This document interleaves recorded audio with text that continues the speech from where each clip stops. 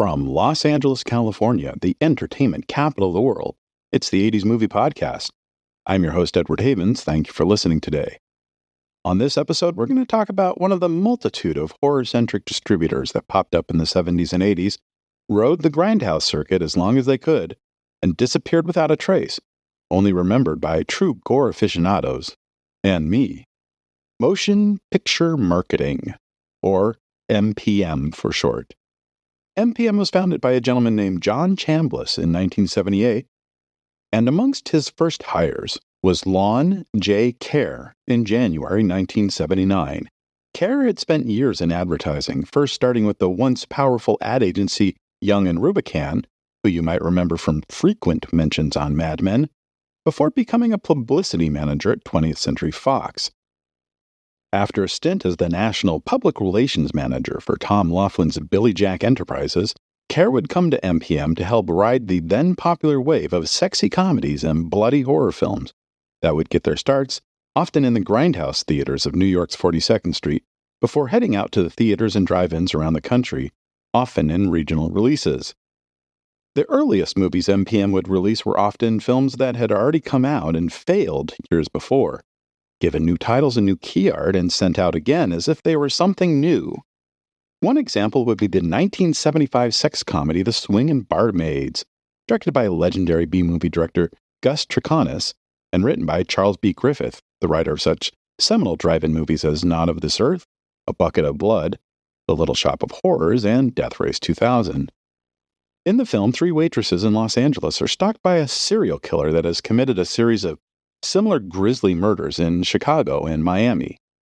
Released by Premier Releasing Organization in July of 1975, the film was a minor hit. MPM would end up buying the distribution rights to this film and several others when Premier Releasing filed for bankruptcy. Kerr would devise a new ad campaign for it, trying to sell it as a sexy comedy, retitling it Eager Beavers, and creating a new key art for the film that featured three barely clad women sitting atop a leather couch, while a man, who just happened to be Lon Kerr himself, is lying possibly dead on the carpet, with a couple of pairs of panties and a copy of The Joy of Sex also featured in the photo. The film would make its way around the United States throughout the second half of 1980, often paired with another MPM film, Vampire Playgirls, which itself was originally a 1971 Italian horror film called The Devil's Nightmare, which was also made up to look like a sexy comedy, and again with three barely clad women, this time sitting atop a coffin. But sometimes Vampire Girls would cycle around the country with another MPM movie, Grave Desires, which itself was originally released in 1968 under the title Brides of Blood. Before Grave Desires was sent out to support Vampire Girls, it would be paired with yet another MPM movie called Cemetery Girls, itself originally a 1973 film called Count Dracula's Great Love. But grindhouse fans and drive-in aficionados didn't care. These retreaded movies would earn millions for both theaters and MPM, which would allow the company to start picking up and sometimes even financing new films. On this episode, we're going to shy away from the repackaged movies from the 1960s and 1970s that had at least one theatrical release before MPM bought them, and focus on the handful of newer titles that they would gift to the world. We begin with a film that was not only not MPM's first repackaged movie, but it was also their first production, Final Exam. In the spring of 1980, producer Myron Meisel and his financial partners came up with what they felt was a game plan for the perfect horror movie release. First, find a storyline that hadn't been done yet. Vampires and zombies were done to death, pun fully intended. Haunted houses and insane asylums were passé. Quote-unquote holidays had already become the new go-to for horror. But you know what hadn't been done yet? A psycho terrorizing college students during exam week. Next, they needed a director, they needed a script, and they needed a location to shoot. And they find all three in Shelby, North Carolina.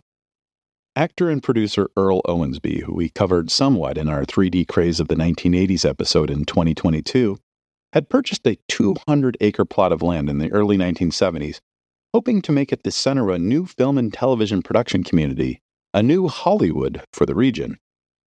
Owensby would write, produce, and star in his movies, shooting them at his own studio and using the profits to make more movies and to expand the studio space. Two of the films Owensby would make at his studios, 1976's Dark Sunday and 1977's Death Driver, were directed by Jimmy Houston, no relation to John or Angelica or any of those Houstons. Jimmy just quote-unquote happened to be at the Owensby studio when Meisel and his team were touring the facility, even though Houston had not made a movie in 3 years. But Meisel liked what he heard from Owensby and Houston was hired not only to direct, but also to write the script, despite not having ever written a screenplay before. The next step in the plan was to get the film made and completed in time to open in theaters in February of 1981. It was decided to start shooting in mid-July 1980 for 6 weeks, which would give them 6 months for post-production to meet their self-imposed deadline. But why February 1981? Well, because advertising costs are higher in the summer months and during the Thanksgiving Christmas holiday season. The summer movie season, especially 1981, was already starting to look crowded, and to this point in film history, no one had successfully released a horror movie during the holiday season. MPM, having shown its ability to milk every last drop of blood from a stone, made an offer to the producers to not only release the film into theaters, but also help finance it, which was an extra bonus the producers did not get from any other distributor. But on the way to production start date, a major roadblock would pop up, which would ironically save the production even more money. In May of 1980, the two major labor unions representing actors in Hollywood, the Screen Actors Guild and the American Federation of Television and Radio Artists, started negotiations with the then Association of Motion Pictures and Television Producers over a new contract that was set to expire at the end of June. The main point of contention was how actors were going to get paid for their work when shown on the myriad of new technologies at the time, including videotapes, cable, and laserdiscs. Does any of this sound familiar and topical? After nearly 2 months of fruitless negotiations, the Screen Actors Guild announced on July 10th that they had set a strike deadline of July 21st. The week Final Exam was supposed to begin production. With the threat of both SAG and AFTRA, separate unions at the time, being on strike, the producers would have to cast non-union actors in the film. Thus, the vast majority of the cast would either come from Actors Equity, the union that represented stage actors on the East Coast, including Broadway and off-Broadway, or newcomers that had never appeared on stage, on television, or in movies, and thus were not a part of any guild or union. There were a few AFTRA members in the cast using pseudonyms in order to work. Because, seriously, what guild is going to be checking film sets in Shelby, North Carolina, a town of 15,000 people an hour west of Charlotte, in late summer when it's hitting 90 degrees on a near-daily basis, to see if guild members are crossing picket lines? With their cast of mostly unknowns, the $363,000 film would begin its 5-week shoot on September 15, 1980, finishing up 3 days before Halloween, leaving the film only 4 months to make that self-imposed February 1981 release deadline. The filmmakers would meet the deadline, but just barely. MPM would open Final Exam in one theater, the Kon-Tiki in Dayton, Ohio, one theater, the Yorktown in Minneapolis, and one theater, the Namioki in St. Louis, on Friday, February 27th. The film would earn $7,000 in Minneapolis, $4,500 in Dayton, and $3,000 in St. Louis. Not good numbers, and barely better than the 4th and 5th week movies it replaced. But whether it was a planned 1-week engagement or the film just wasn't picked up for a second week at those theaters, we may never know. But the following Friday, all 3 theaters would be playing other films. Final Exam would open in one theater in Chippewa Falls, Wisconsin, 2 in Minneapolis, and 4 more in St. Louis on March 6th. 1 each in Indianapolis and Louisville on March 13th, 4 in Tampa on March 27th, 1 in Lincoln, Nebraska and Memphis on April 10th, and it would keep trickling out little by little, second-tier market after second-tier market until June 5th, when Final Exam would open in 40 theaters and drive-ins in the Los Angeles area and nearly 100 screens in the Chicago metro area. But by this time, the horror film market was already saturated. Filmway's The Burning, Avco Embassy's Dead and Buried, Paramount's The Fan, Columbia's Happy Birthday to Me, Paramount's second installment of the Friday the 13th franchise, and even New Line's re-release of the original Texas Chainsaw Massacre, had all opened within the previous 3 weeks, and of those 12 local theaters Variety tracked that week, the film would only gross $28,000. Compare this to The Legend of the Lone Ranger, one of the most notorious flops of the year, which grossed $45,000 from 13 theaters in Los Angeles that weekend, in its third week. In Chicago, the film would gross $260,000 from the 64 theaters tracked that week, which would be nearly double the per-screen average of those theaters in Los Angeles, but would still be flunking by any grading curve. By the following Friday, almost every theater in both markets would be playing other films. MPM wouldn't open the film in New York City at all, and would soon thereafter close out the film with a respectable but not quite yet profitable $1.3 million gross. Bert I. Gordon is a name much beloved in the 1970s and 80s sci-fi movie community, with films like 1976's The Food of the Gods and 1977's The Empire of the Ants, fondly remembered for being kitschy fun. After the release of Ants, it would take 5 years for Gordon to get another movie into production, and in true Mr. B.I.G. fashion, it would have a fantastic title, Burned at the Stake. In 1692, Salem, Massachusetts, a young girl accuses several town residents of being witches. Those people are tried and convicted, and you got it, burned at the stake. 288 years later, a young girl living in Salem is accosted by a wax figure in the town's witch museum during a school outing. The wax figure has been possessed by a minister from way back when, who believes this young girl is the reincarnation of the young girl who accused his 5-year-old daughter of being a witch. Filmed in September and October of 1979, on location in Salem, including the famous House of the Seven Gables, it would take nearly 2 years for Gordon to get any nibbles on his new movie, despite his last 2 films being box office successes that found a second life during the early days of cable television. But MPM needed to get another movie out into the market, so they would pick the film up and prep it for an early 1982 release.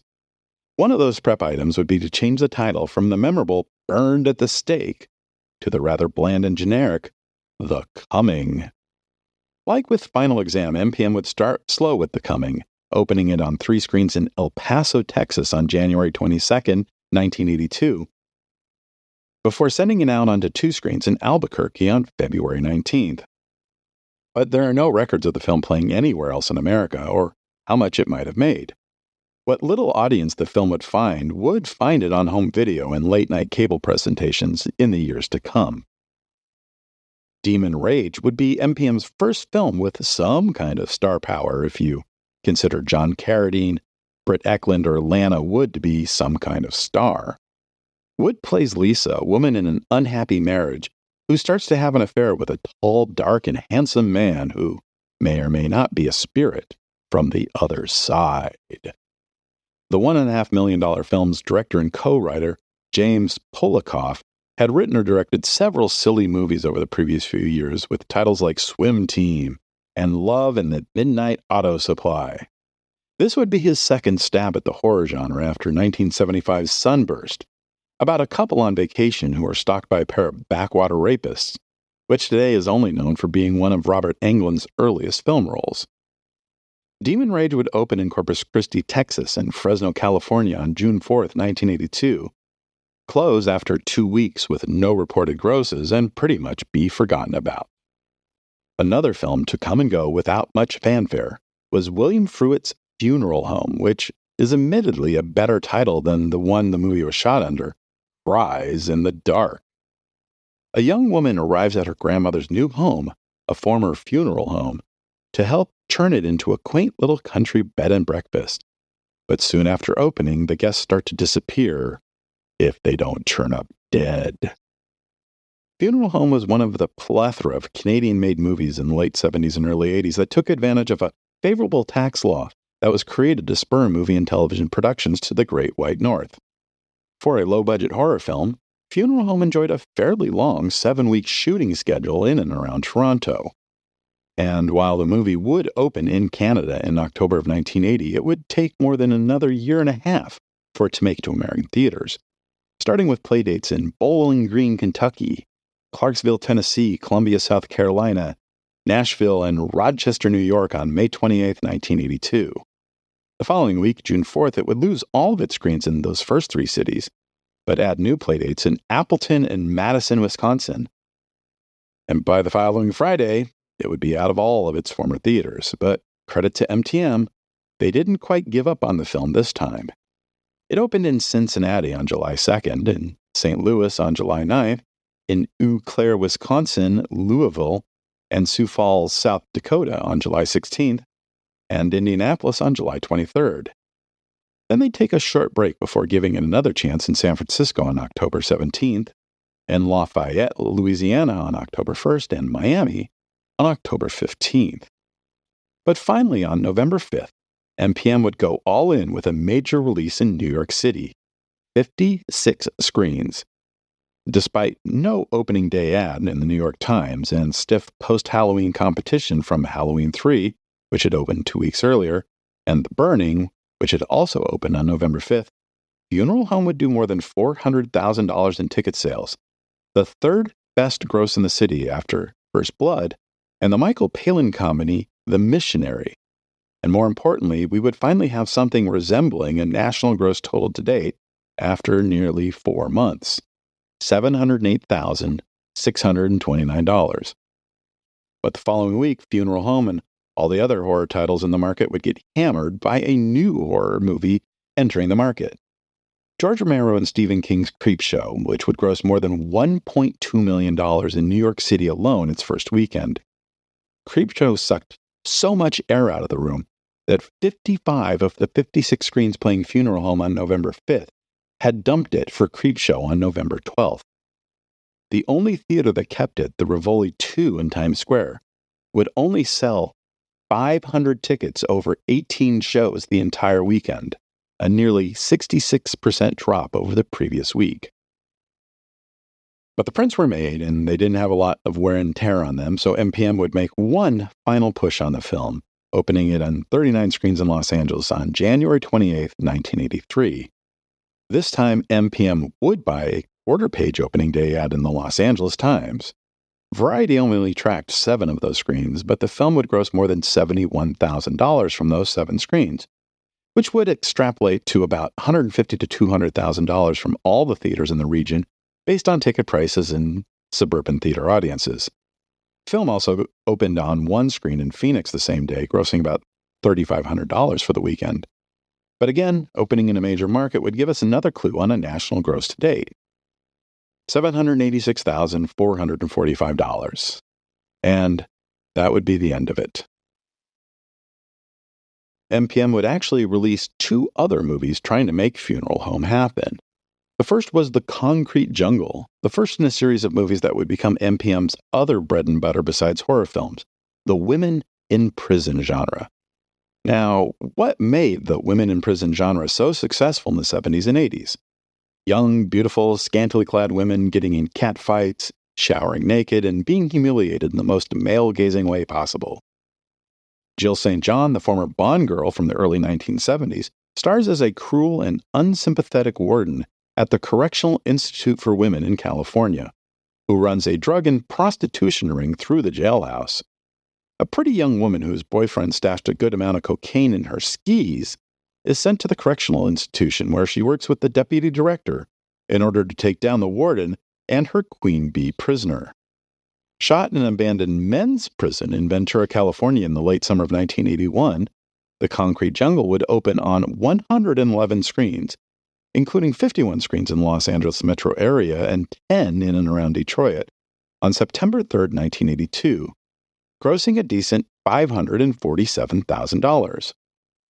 For some reason, MPM didn't report second-week grosses, but in its third week, its screen count was down to 48, including several new playdates in Phoenix and Tucson, but with a fairly decent $192,000 weekend gross, which is only about 20% off its first-week numbers on a per-screen average.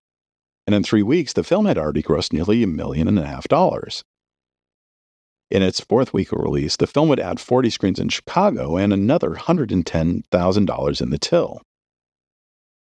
By Chicago first, the film had opened in Cincinnati and Honolulu, Reno, and the San Francisco Bay Area, and the following week they would add playdates in Indianapolis and Louisville. But the biggest push would come on October 15th, when The Concrete Jungle would arrive on 97 screens in the New York City metro area. The reviews, the few outlets that bothered to review it, that is, were extremely atrocious, but when were bad reviews ever going to stop New Yorkers from eating this stuff up? The Concrete Jungle would be the #1 film for the weekend in the Big Apple, selling $636,000 worth of tickets. And after 6 weeks in theaters, the film would have already grossed $4.5 million. But that would be the summit for this film. The following week, the film would lose more than half its theaters in New York, and the gross would also drop by more than 50%. By the end of October, the film was already gone from the Big Apple, even though it was doing better than E.T., which was still in 24 theaters in the area after 21 weeks. There would be a few more playdates in smaller suburban and rural markets, but nothing big enough to warrant any further mention, especially since grosses weren't being reported anymore.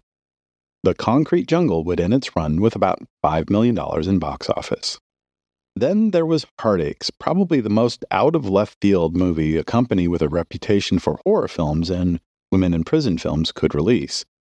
Annie Potts plays Bonnie, a young newlywed who has become pregnant, but not by her husband, played by Robert Carradine. Afraid to tell him, she runs away, hopping on the first bus out of town. On the bus, she meets Margot Kidder's Rita, a free spirit returning home from a trip to Montreal, who is beholden to no one. Bonnie ends up moving in with Rita, and the pair discover they might have more in common with each other than it might appear. Although some parts of the movie were shot in Atlanta to lend authenticity to the story, the vast majority of the $4 million Canadian production would be shot in Toronto. And MPM would also do something different with the release of this film on November 19th, doing something they hadn't done before. Opening the film on 4 screens in Los Angeles, 3 in New York City, and 1 in Chicago, and letting good reviews from the likes of Roger Ebert, Rex Reed, and Judy Stone from the San Francisco Chronicle be the driving force. And it sorta worked. Heartaches would gross an okay $45,000, and it would only lose 1 of those screens after 3 weeks, not gaining any kind of solid hold on filmgoers the way a My Dinner with Andre had been doing all year across the country, but no hard drops either. But with the glut of legitimate award contenders like Gandhi, Sophie's Choice, Tootsie, and The Verdict starting to open and expand in the final 2 weeks of the year, it would push a smaller movie like Heartaches out of theaters. By Christmas Day, with no awards buzz surrounding it, Heartaches was down to just a single playdate in Los Angeles, where it would gross just $1,000 for an entire week. The film would be gone from theaters before the end of the year, with barely $100,000 in ticket sales. The first MPM movie for 1983, Mausoleum, would start to make its way around theaters in February. Susan Walker, a 10-year-old girl mourning the death of her mother, becomes possessed by a demon who has been preying upon her female ancestors for centuries, after coming across a supernatural force killing a vagrant in her family's mausoleum. 20 years later, as she is about to receive her family inheritance, the demon inside Susan starts to take over, both mentally and physically. Filmed in Los Angeles during February and March of 1981, Mausoleum featured 70s film icon Marjo Gortner and Bobby Briese, who would become a beloved scream queen thanks to her role here. The film would become partially notorious for being the first film bankrolled by Michael Franzese, a 30-year-old capo in the Colombo crime family known as the Yuppie Don, who was trying to establish some legitimate businesses when it came time to leave the family. A few weeks after the film completed shooting, the first lawsuit involving the film was filed. Morton Green, who owned the rights to the story, sued the producers for $60,000, which he said he was supposed to be paid for directing the film in exchange for transferring the story rights to the producers, plus $1 million in punitive damages. If the suit was ever settled or went to trial, I cannot find out how it all came out. Post-production lasted through most of the rest of 1981, but even after the film was completed, it would sit around for another year before MPM would pick up the theatrical distribution rights. On February 18, 1983, Mausoleum would open on 3 screens in Birmingham, Alabama, and on 2 screens in Nashville. 2 weeks later, on March 14th, the 2 screens in Nashville were gone, as was one of the screens in Birmingham, with those prints shipped off to Memphis, while adding another screen in Clarksdale, Mississippi, followed by new playdates in Charlotte and Greensboro, North Carolina, and Myrtle Beach, South Carolina on the 11th. The 18th would see new shows in Biloxi, Mississippi, and Winston-Salem, North Carolina, and Shreveport, Louisiana on the 25th. But during all those weeks, MPM never reported grosses. How well was the film doing, especially when there was another movie, Tom McLaughlin's One Dark Night, in the market that featured the storyline of 3 teenagers who are sent to spend the night in a mausoleum as part of a high school initiation? We wouldn't know until the first week of May, after MPM released Mausoleum in 52 theaters and drive-ins in the greater Los Angeles area. While MPM still hadn't released grosses for the film, Variety was tracking 26 of those 52 theaters, and the opening would be a fair $143,000. On a per-screen average, this was just $5 a screen less than the far more heavily advertised Catherine Deneuve, David Bowie, Susan Sarandon vampire film The Hunger, which had also opened the same day. And we'd see a cumulative gross of $242,600. On May 6th, Mausoleum would lose more than half of its Los Angeles screens, but it would move into the New York metro area region with an 86-screen push. But Variety only reported for grosses on one of those theaters in New York, and only 4 of them in Los Angeles. And between those 5 theaters, the gross was an anemic $27,500, with $17,000 of that coming from the Rivoli in New York City's Times Square. And the film would continue to play throughout the remainder of the summer in markets like Minneapolis and Kansas City. A 1987 book by Suzanne Donahue, American Film Distribution: The Changing Marketplace, says that the film's final gross was $1.34 million. But if it didn't gross more than $400,000 between the 2 biggest markets in America, I honestly could not see any path towards $1.34 million. But I guess it's possible? MPM's next release would also be, surprise, another Italian horror film. Directed by Lucio Fulci in 1979, The Gates of Hell featured Greek-American actor Christopher George as a reporter who travels to a small New England town with a young psychic to help close the gates of hell, which have opened up when a priest hangs himself in the church's cemetery before the start of All Saints' Day. Should they fail, the dead from all over the world will rise up from their graves and kill the living. The Gates of Hell would be the first of Fulci's Gates of Hell trilogy, along with The Beyond and The House by the Cemetery. Although none of those films have any of the same cast or really share any major thematic elements that would weave them together in any meaningful way. Knowing that they'd never get an MPA rating for a Fulci movie other than an X, MPM would send The Gates of Hell out to theaters unrated, with a warning on the posters and ads that the film contained, quote, scenes which may be considered shocking, unquote, and that no one under 17 would be admitted. The film would open in 41 theaters in Southern California, from Ventura to Palm Beach to Escondido, as well as 2 screens in Tucson, Arizona. Variety only tracked 13 of those screens, which grossed an impressive $140,000, which would be $50,000 more than a movie called Losing It, starring Shelley Long from Cheers, which had been on TV for 1 season but not yet had become a ratings juggernaut, and an up-and-coming actor named Tom Cruise, who had made an impressive acting debut 2 years earlier in Taps. And Losing It was playing on 50% more screens than The Gates of Hell. 2 weeks later, April 22nd, the film would open in the San Francisco Bay Area and in Honolulu, followed by Biloxi, Mississippi, and Lafayette and Shreveport, Louisiana, and Pensacola, Florida on the 29th, and St. Louis and Dayton, Ohio would come aboard on May 13th. The next big break would be May 20th when The Gates of Hell opened on 72 screens in the New York City metro area, where it would scare up $495,000 worth of ticket sales, fifth best in the region that weekend, and the second best new opener behind the cheesy Charles Band 3D movie Space Hunter. But that would be a small victory, as with the opening of The Return of the Jedi on the 25th, The Gates of Hell would lose nearly half of its screens and see its gross drop to $428,000. By June 3rd, the film would completely disappear from the Big Apple, because all those prints would go to other markets. In Cleveland, it would earn $290,000 from 21 theaters and drive-ins, and another $100,000 from 7 screens in Boston. The film would play a few more months in smaller markets like Appleton and Oshkosh, Wisconsin, Bangor, Maine, and Sioux Falls, South Dakota throughout the rest of the summer, and finish up its theatrical run with a $1.9 million in ticket sales. In some areas, Mausoleum and The Gates of Hell would become a drive-in double feature as early as April 29th, although it appears that all of the grosses for both films would be attributed to The Gates of Hell. Now, some online sources will tell you about a Keir Dullea film called Brainwaves that was allegedly released in August 1983.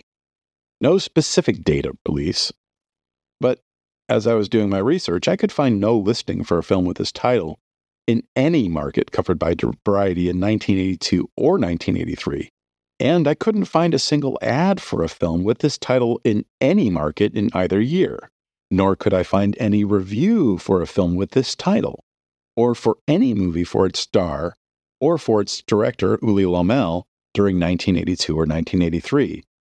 But there is an Embassy Home Entertainment VHS tape for the film dated 1983 that does show a 1982 copyright for the film for MPM. So, there's that. MPM would release yet another Italian-made zombie movie from 1980 in September of 1983. Originally called Virus in Italy, almost called Zombie 4 or Hell of the Living Dead in America, before MPM settled on Night of the Zombies. See if this plot sounds familiar.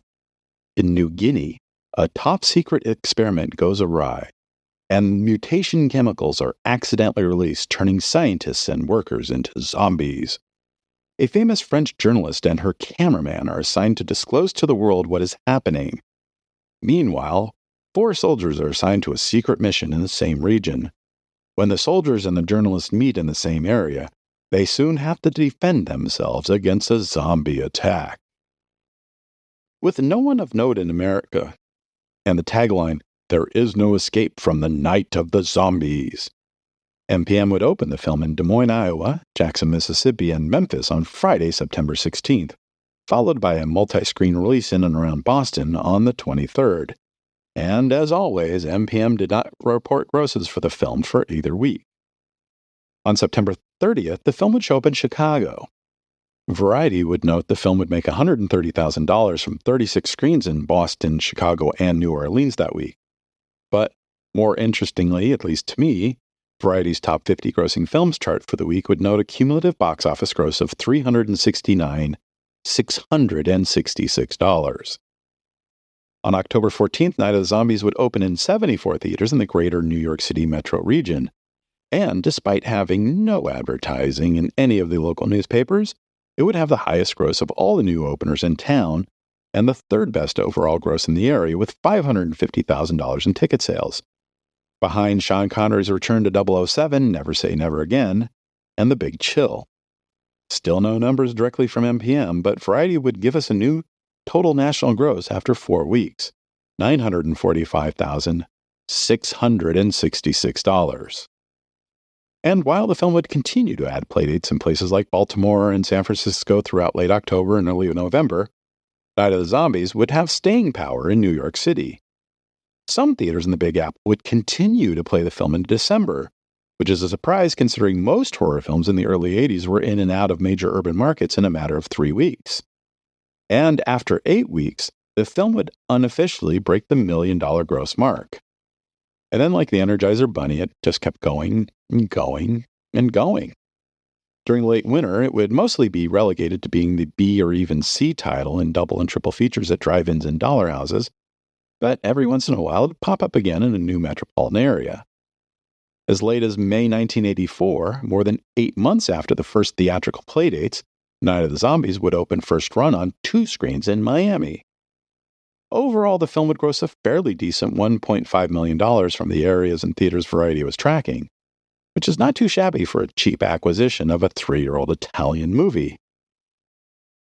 Our next movie is another phantom MPM release of an Uli Lommel film. The Devonsville Terror was a horror film shot in rural Wisconsin featuring Donald Pleasance and Robert Walker that MPM bought the theatrical rights to but never actually released in the theaters. It supposedly opened in theaters in October 1983, according to the IMDb, but outside of a handful of playdates in England earlier in the year, the first time I can find the movie playing anywhere in America is on late-night television beginning Friday, May 18, 1984, in cities like Twin Falls, Idaho, Sioux City, and Raleigh, North Carolina. Our next actual MPM theatrical release is another Italian-made women in prison movie. Some today might know the film as one of Laura Gemser's Black Emanuelle movies. Emanuelle reports from a women's prison, but when it was released into American theaters starting March 16, 1984 in cities like Lafayette, Louisiana and McAllen, Texas, it would be known as Caged Women. When the film opened in Corpus Christi the following week, the local newspaper's summary of the film read just, "You got it. Women in cages." On April 20th, Caged Women would open on 23 screens in Chicago, where it would gross a lackluster $90,000. More than one local critic would wonder why someone would release a movie like this in Chicago on Easter weekend. But that didn't seem to stop people from going to see the 4th chapter of the Friday the 13th series in its second weekend, which grossed nearly triple that amount on one less screen. The following week, it would open in nearly 40 screens in the New York City metro area, but only one theater in Manhattan, the RKO Tivoli Twin, was being tracked by Variety, and the film would gross a respectable $25,000. The movie would continue to open in cities like Boston, Baltimore, Detroit, and Philadelphia throughout May, Atlanta, Kansas City, Miami, and Pittsburgh during June, Fort Worth and Tucson in July, but by August, it would be mostly playing at dollar houses or Saturday midnight shows. Finally, the Friday after Thanksgiving, November 30th, Caged Women would arrive in the Los Angeles metro area, but only on 4 screens. One, the State Theater, was a once beautiful cinema palace in downtown that sat more than 2,400 people before falling into a state of disrepair during the urban blight era of the 1970s. Another, the Park, was across the street from MacArthur Park and would be closed 2 years later because of the crime problems in the area at the time. The other 2 theaters playing it were drive-ins, which would be the preferred way to see a movie like Caged Women, except those drive-ins were in Palm Springs and Santa Barbara, more than 90 minutes away. There were more than 35 drive-ins in the Los Angeles County area alone in November of 1984, with more than 50 screens, but not one could be bothered to book it, not even as a B-picture for Texas Chainsaw Massacre, which had been re-released on the same day, or A Nightmare on Elm Street, or Chud, or Missing in Action, or The Terminator. Even Wes Craven's 10-year-old The Last House on the Left had several drive-in playdates that weekend in Los Angeles, often as the C title in triple features supporting Toy Soldiers and Terror in the Aisles. But by then, MPM had pretty much moved on to our next feature, which was released in June. Caged Women would finish up with around $1 million in ticket sales, according to Variety. That other film was yet another women in prison movie, but this time, it not only had a recognizable name actor at the top of the bill, she was an Oscar-nominated actress in one of our most acclaimed and celebrated movies of the 1970s. By 1983, Linda Blair's career had nosedived from the high of The Exorcist, having spent the following years making mostly forgettable TV movies and exploitation films like Roller Boogie and Hell Night, and another women in prison movie shot in 1982, Chained Heat. Blair was originally the first choice to play Brenda, a high school student turned vigilante who seeks revenge on a group of violent hooligans who raped her handicapped sister and killed her best friend. But she turned down the role because she had just made another women in prison movie, and though at that point, Chained Heat hadn't been released yet. Plus, she was not happy that the other film turned out much different than she anticipated. And since this new film was going to be produced by the same people as the other film, she did not trust their intentions. Instead, former Runaways lead singer Cherry Curry, who had turned to acting after the breakup of her band, would be cast in the lead. Shortly before production began on the film, three things happened. First, Billy Fine, the producer of Chain Heat, who had helped to write the story for Savage Streets, left the project. Two, Tom DeSimone, the director of such films as Hell Night and The Concrete Jungle, would be replaced by Danny Steinman, whose only previous feature directing credit was the little scene, pun somewhat intended, 1980 Barbara Bach horror film The Unseen. Some rumors have it that Blair and DeSimone did not get along during the making of Hell Night. And three, Chain Heat had become a minor hit, and Linda Blair had real gross profit participation points as part of her contract to accepting that film, so she could make another movie which might hopefully show off a different side of her acting abilities, unseen since the days of The Exorcist.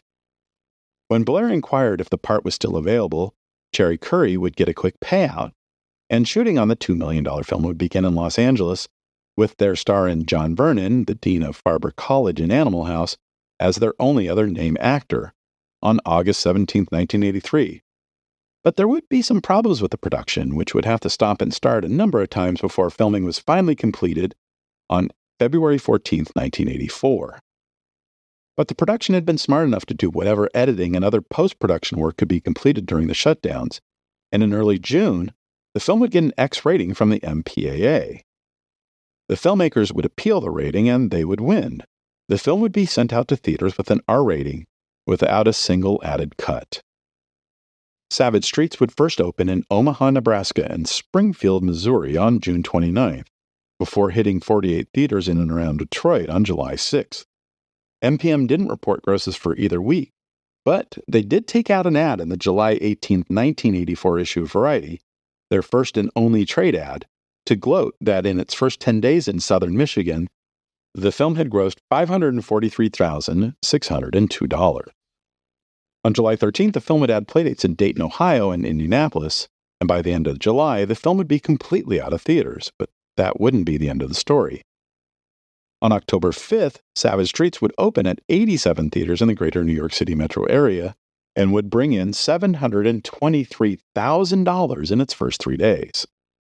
The following week, the film would lose 36% of its screens in the Big Apple and 52% of its opening weekend gross. But still, that's more than $1.1 million from just one territory in 10 days. There are major studio films playing in New York City in October of 2023 wishing they grossed that much in their first 10 days. And ticket prices in Manhattan are 350% higher today than the $5 adult evening ticket price of October 1984. By mid-November, the film had completely moved on from the largest movie market in the country, replacing them with new playdates in Baltimore and Boston on November 23rd, the Friday before Thanksgiving. By Christmas, the film was out of theaters again, and the only talk about it in newspapers or television were regular appearances on critics' worst films of the year lists. The next push for the film would be in late January, when it would arrive in Atlanta on the 25th, before disappearing again 2 weeks later.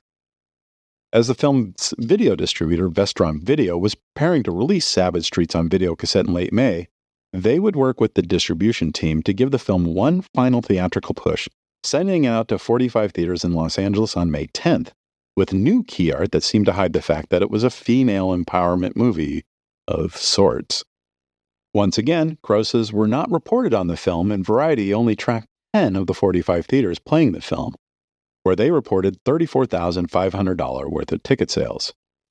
The final time Variety reported numbers on the film, Savage Streets had earned about $1.73 million. MPM's penultimate release was yet another Italian-made horror film, which MPM would entitle Revenge of the Dead.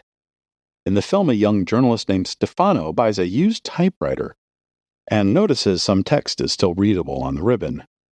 Through the used ribbon, he is able to reconstruct the story of a scientist, Paolo Zeder, who in the 1950s discovered that some types of terrain have the power to revive the dead that are buried in them. Stefano's investigations bring him in contact with a group of renegade scientists that are still making experiments to prove Zeder's theories.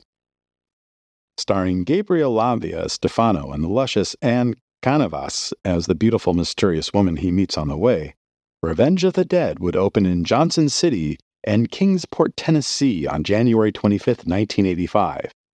And as usual, MPM did not report any grosses for the film. But there would be, as usual, a slow trickle of playdates in the second and third tier markets. Columbus, Georgia and Knoxville, Tennessee on February 1st, Philadelphia on February 8th, Jackson, Mississippi on February 22nd, and by the end of April, Revenge of the Dead had already been released on VHS, but the theatrical bookings continued. Wichita, Kansas on May 10th, Dayton, Ohio and Pensacola, Florida on June 28th, Buffalo, New York on September 6th, Miami on September 20th, and Atlanta on October 25th, but never in New York City, Los Angeles, or Chicago, the three most important movie markets in America.